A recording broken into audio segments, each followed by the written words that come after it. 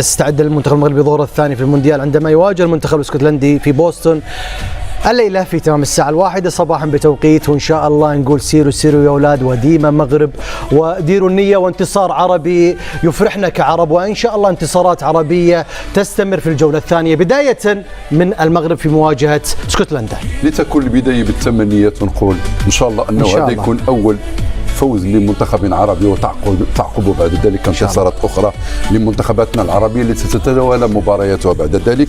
ثم ايضا هي مباراه فيها عبق من التاريخ، لانه مباراه تذكرنا ب 98 ظهور لمنتخب اسكتلندا. طبعا منتخب 98 لما واجهناهم في اخر مباراه عن دور المجموعات وفاز المنتخب المغربي 3-0، ولغايه الاسف برغم من هذا الفوز لم ينجح في العبور الى الدور الثاني، لانه كانت في قوسين في مؤامره نرويجيه وبرازيليا. هذه ذكرت شاهدوا فرحة صلاح الدين بصير الزئبق، سجل هدفين في هذه المباراة، وسجل أيضا كاماتشو هدف آخر. هذا هدف كاماتشو يا مشاري. نعم. شايف كيف هزم الحارس. أكيد أنت كنت حاضرها يعني. ها بدر كان حاضرها. هذا من بدر من اللي وقعوا ميثاق تأسيس الأمم المتحدة. صحيح. نرجع إلى اليوم، لكن وأنا نشاهد هذا الانتصار. لكن إن شاء الله يكون انتصار جديد اليوم. لكن لا شيء من الأمس يشبه اليوم. نعم. مباراة صعبة بكل المقاييس، لا يمكن أننا نأسس على مباراة البرازيل لنقول بأنه بمقدورنا نفوز، وإحنا بمقدورنا نفوز، لكن يجب أن تحضر الصرامة والانضباط في التعامل مع منافس قوي جدا. منافس هو الآن موجود، لكن الآمال والتطلعات والأمنيات إن شاء الله في أول انتصار تأكيد عربي إن شاء الله يمثلنا، والانتصار يبدأ من اليوم بالتأكيد يا مشاري.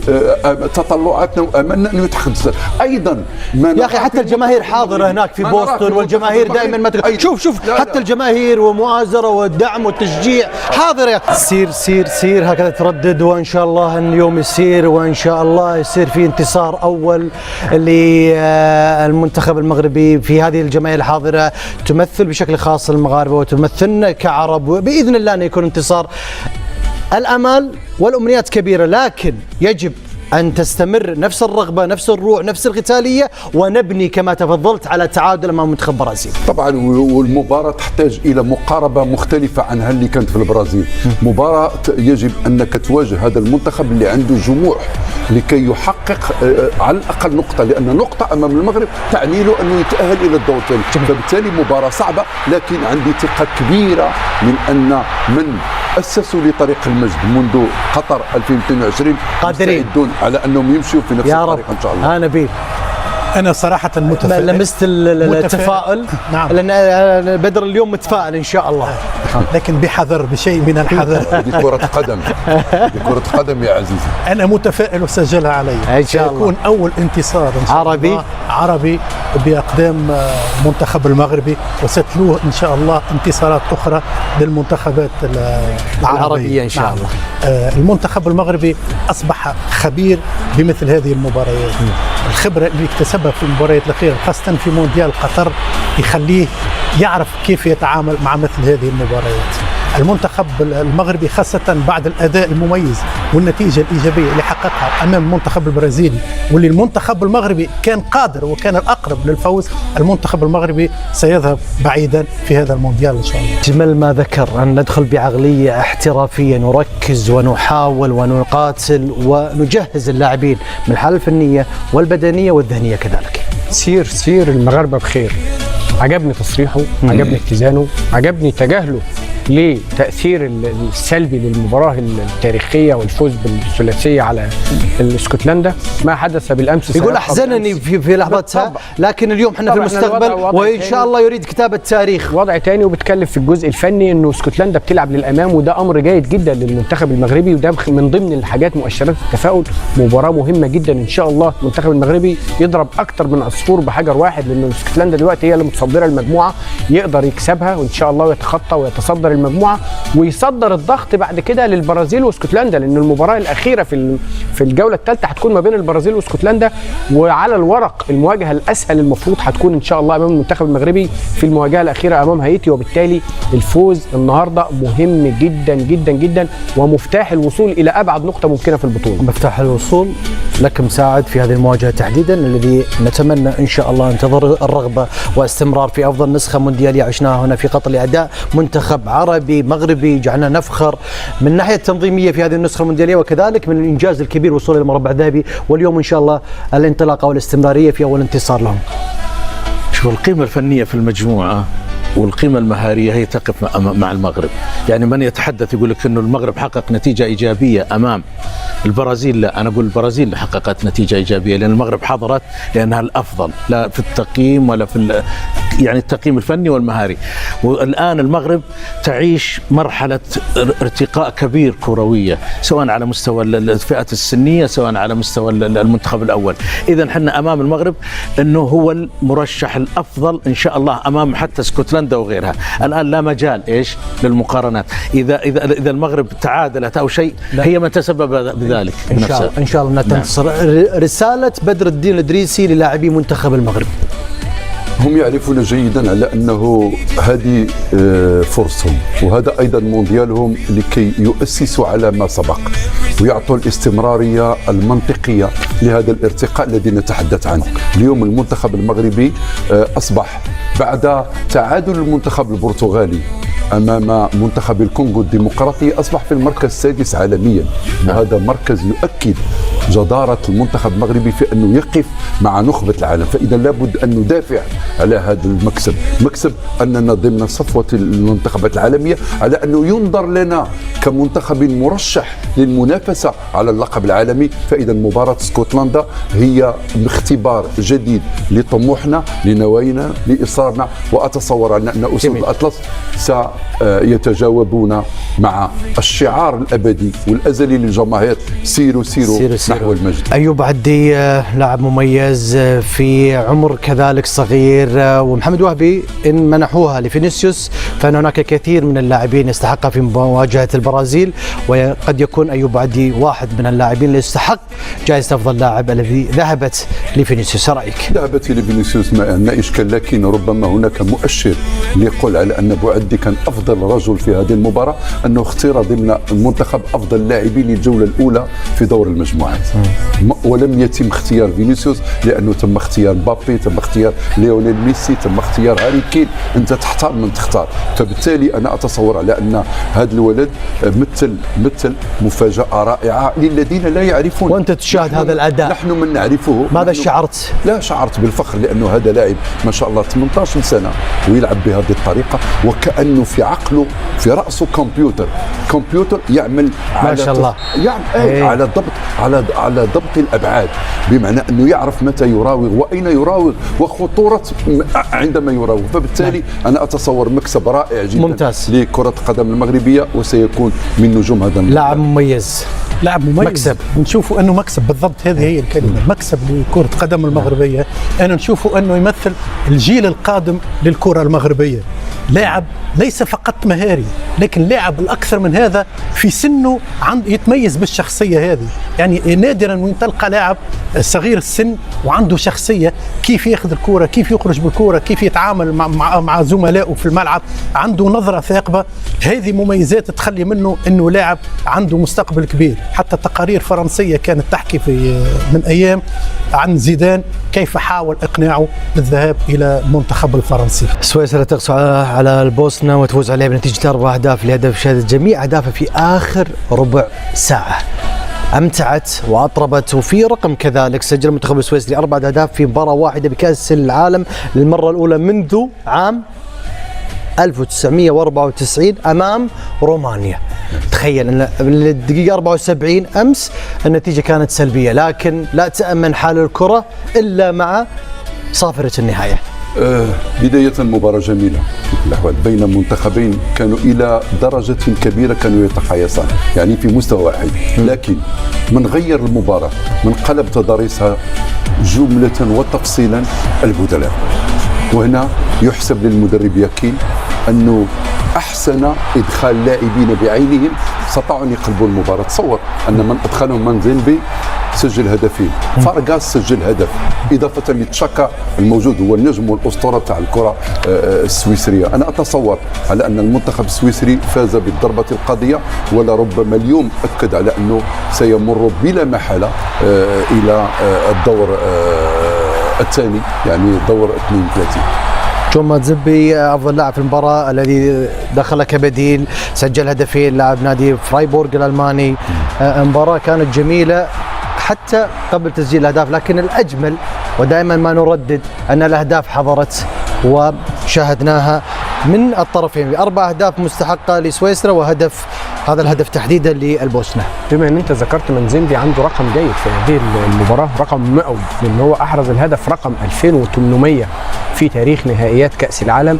التاريخ بيقول ان الهدف رقم 1 في البطوله احرزه الفرنسي لوران في النسخه الاولى 1930. يعني نتحدى انا وياك، كان عندي رقم ثاني بعد. انا وياك رقم ثاني، يعني اللاعب اصغر لاعب في تاريخ يسجل هدف كبديل وهو في عمر 20 عام. طيب خلينا اكمل الارقام. احنا قلنا الرقم 1 في المونديال لوران، في لاعب منتخب فرنسا في النسخه الاولى. الرقم 1000 الهولندي روب في نسخه 78. الرقم 2000 السويدي ماركوس في نسخه 2006. الرقم 2500 اللي احرز الهدف رقم 2500 فخر الدين بن يوسف اللاعب التونسي ما شاء الله، اللي احرز الهدف 2700 كان ميسي في دور ربع النهائي في البطوله في نسخه قطر امام هولندا. والنهارده الرقم 2800 بيحرزه مانزيمبي النهارده في حابس المباراه. الرقم الاهم بقى ما شاء الله، الرقم الاهم بقى في المباراه، الرقم الاهم في المباراه انه دي اول مره في تاريخ نهائيات كاس العالم يسجل 5 أهداف في اخر 20 دقيقه في الوقت الاصلي من البطوله منذ بدايه البطوله. لا بدر تاخذ وقت غيرك. شوف بدر يا بدر تتكلم تاخذ وقت مساعد ونبيل، يعني انت تتكلم بدر قال انه مباراه جميله جدا في الافتتاحيه للمباراه. انا اقول لك مباراه ثقيله الدم، وكانت الحقيقه يعني لم تصحوا من رقادها الا عند الدقيقه 74. مباراه ممله، بعد دقيقه 74 اصبحنا شوف مباراه صابر، مباراه مثيره جميله. بس هو بكمل راحت لزاويه ثانيه. لا تضيع، لان ضاعت راحت خلاص. اذا ضاعت ما راح ترجع. يلا تفضل. اذا راحت خلاص بدر. المباراه لم تصحوا من رقادها الا بالدقيقه 74. ايوه بالدقيقه 74 تسجل الهدف. شفنا مباراه مختلفه مثيره بتبديلاتها بالاشياء، اصبحت مباراه اخرى جميله جدا. لكن من يتحدث عن المباراه حتى من البدايه حتى الدقيقه 74 كنا نشاهد شيء مختلف ابدا، كور طويله، كور يعني اصبح يعني الجماليه والمتعه في تسجيل الاهداف. لا لان نبيل شكله 74 بالتبديلات. اذا احنا امام مباراه ما توصف بانها كانت جميله. ممتاز. نبيل نبيل شنو نبيل؟ ضحكنا معك. والله عند بدر. شوف المباراة فيها الأهداف. جمال كرة القدم في الأهداف. يعني مباراة ممكن تكون أحسن مباراة بس تنتهي بأهداف 0-0 تكون بلا نكهة، لكن لما تكون فيها مباراة 5 أهداف هذه مباراة يعني على الأقل يحسب لها هذه. أنا ننظر للمباراة من زاوية أخرى. ممكن المنتخب القطري اليوم اللي في حاجة إلى ترميم المعنويات للاعبين ممكن يلعب على نتيجة المباراة هذه اللي هو تعادل مع سويسرا، والبوسنة والهرسك اللي خسر برباعية أمام سويسرا. هذا الجهاز الفني ممكن يلعب على النقطة هذه لترميم معنويات اللاعبين، يعني فرصة مواتية أمام المنتخب القطري للعودة. تفضل بدر، لازم نقول احنا شنو الموضوع بس. نقطتين. الابتسامة. لا الله يديمها. المساعد انا بتوجه المساعد لانه طيب. قال بأنني قلت مباراة جميلة. شوف يا سيدي، في ناس بتشوف مباراة تكتيكية ما بين منتخبين او فريقين وتعتبرها مباراة مهمة، لكن هي قمة في التنافس التكتيكي. انا اخاف ان مساعد تكون خدت غفوة وهو يشاهد. انا شفت المباراة لم تصحوا من رقادها. عرفنا مساعد خلال غفوة. طيب. انا بسأل لأن هناك سؤال. انا بسألك تفضل. اذا انت قلت بان هذه مباراة مبينة، لا استنى ماذا ستقول على مباراة جنوب افريقيا وتشيكيا؟ ممله. راح نصل على اي درجه؟ خلنا عندنا في مباراة السويس الحين قاعد نقول نوصلها. انت اتهمته انه كان نايم. مشاري هو هذا اتهامك. هو خصني بالتساؤل. رد عليه بقى. انا رد. ايوه انا ذكرت كويس انه حتى الدقيقة 74 مباراة الكرات العالية المرتفعة الاشياء غير هذه دقيقة. خليني بقول بعد التبديلات اللي تكلمتوا عنها، بعد التبديلات دقيقة 74 انطلقت المباراة تكون مثيرة. اذا حنا امام 15 دقيقة مثيرة من المباراة، لكن ما تحدث اقول لك المباراة كانت جميلة، كان فيها التنافس. وين المشكلة لما تنام؟ احنا في مباريات بتدعو للنوم بصراحة، بتشجع بس انها الدقيقة 74 صح. لكن يا مساعد انت صحيت في الدقيقة لا تصفني باني اخذت غفوة. لكن انت ادرى مني ان العبره بالخواتيم.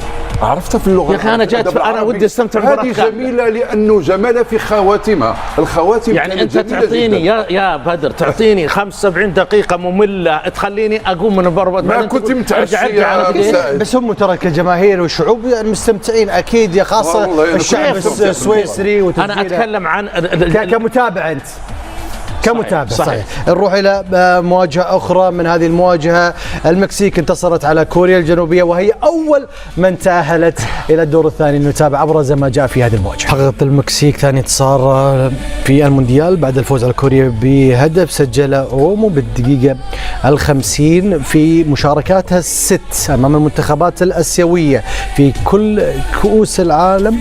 دائما ما تنتصر المكسيك على المنتخبات الآسيوية، وانتصرت بالأمس وهي أول المتأهلين إلى الدور. انتصرت بهدية من حارس كوريا الجنوبية. حقيقة أهدى المنتخب المكسيكي نقطتين ما كانتش في إيد المنتخب المكسيكي أوي، وحرم منتخب بلاده على الأقل من نقطة كانت متاحة، والمباراة كانت أقرب للتعادل. وإذا قلنا في منتخب هو الأقرب لتحقيق الفوز هيكون المنتخب الكوري، عطفا على الفرص اللي أتيحت له، لكن خطأ ساذج جدا.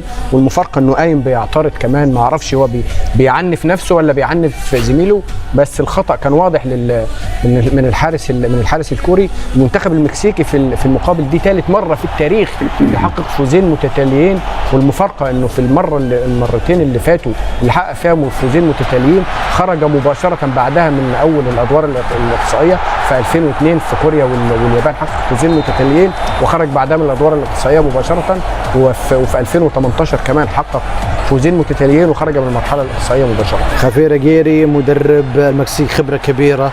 نبيل بعد النظارات، لا خلي النظارات يعني حلو عليك النظارات يلا زين. فدائما هذا الرجل ما يظهر خبرة فنية تكتيكية، رغم أن كانت الفرص الأخطر وضياع الفرص لكوريا، لكن علمتنا كرة القدم أنها فقط لمن يسجل، لمن يبادر أكثر، ولمن يكون التوفيق كذلك حليفة. انتصرت المكسيك وتأهلت، وهذا هو المهم لهذا الرجل وللجماهير وللاعبين. أحيانا في مدربين يمشي معاهم الحظ، شيء من الحظ.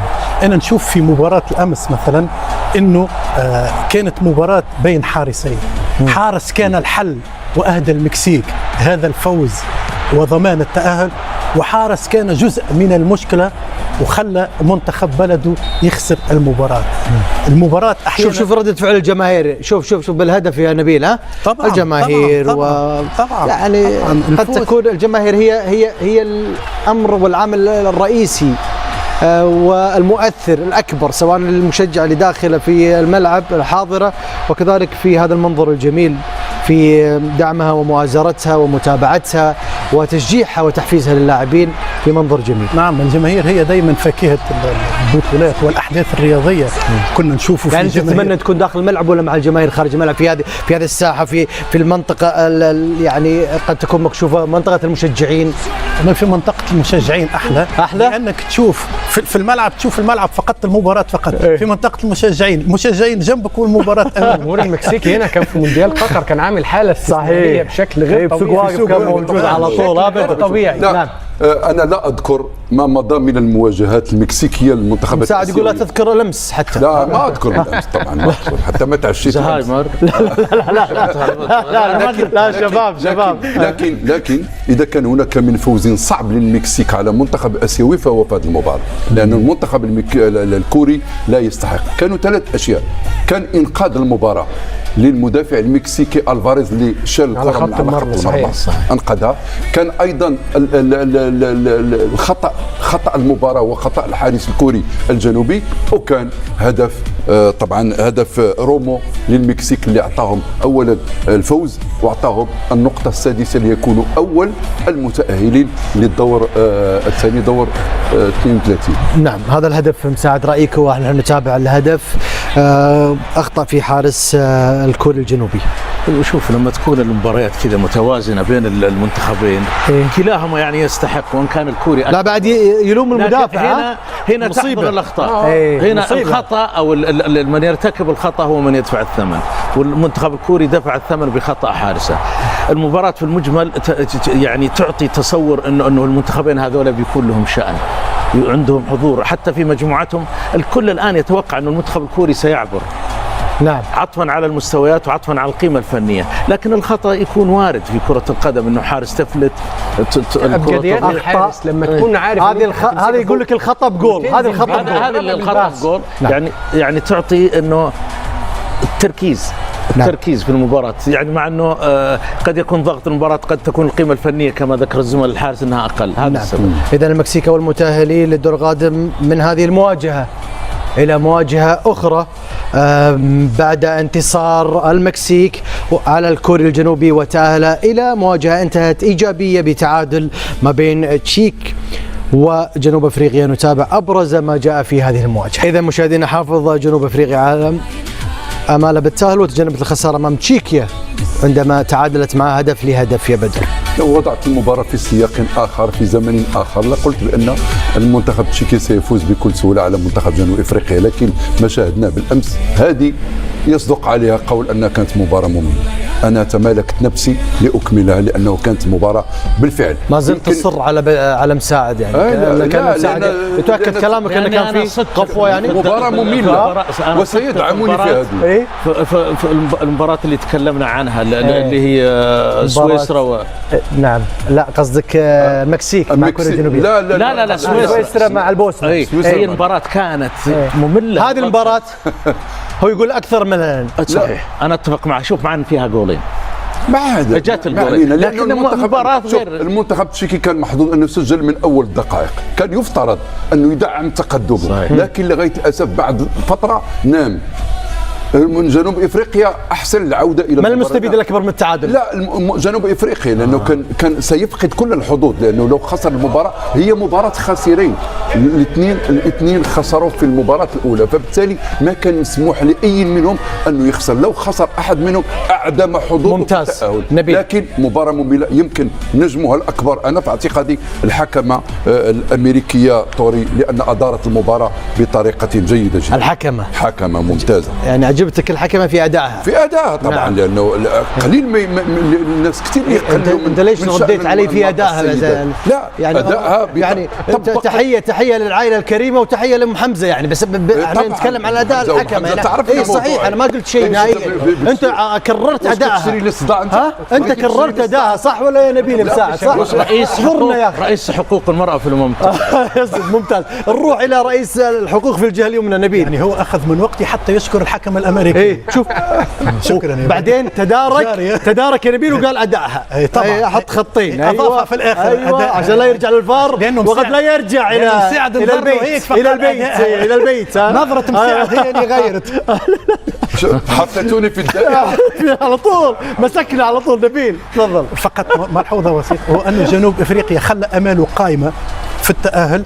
مباراته القادمة أمام كوريا ستكون مباراة حاسمة جدا، وستكون مباراة نارية. منتخب جنوب أفريقيا قادر على إحداث المفاجأة في هذه المباراة. نعم، مساعد أول مرة يشوف بدر يتراجع سريعا.